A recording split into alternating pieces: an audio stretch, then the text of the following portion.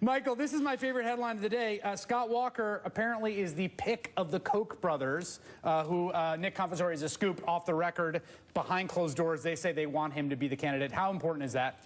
It's huge, and in fact, I've heard it from a number of circles far removed from the Koch brothers, that Scott Walker has a lot of energy. He is, I think, for a lot of the establishment types and conservatives, the fallback. He's the guy that's, is going to take care of the Bush problem with Jeb and help them sort of segue beyond, the Marco Rubios and others who just don't necessarily have the presidential gravitas at this point.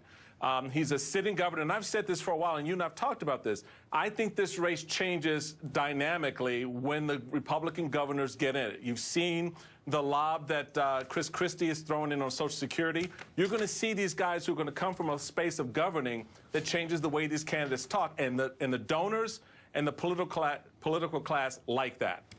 The Scott Walker thing is really no surprise. I think the last time Michael and I were on together, it was the day that the Koch brothers announced that they were going to dump $900 million into this election. And look, 6 to 8 years ago, the Americans, the AFP and Scott Walker's campaign were virtually indistinguishable. In fact, there's still investigations going on about that in Wisconsin. So this is no surprise. How much is it? I mean, the big question to me, and we were having this debate earlier today, right? There is this sense about in the new Citizens United era, right? You can last much deeper than you used to. The question is, have the rules changed?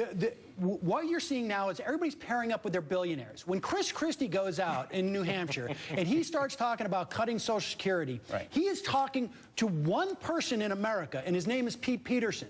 And he is trying to get his billionaire so that he can go through the race. You got Marco Rubio has his billionaire now. This guy in Florida used to sell cars.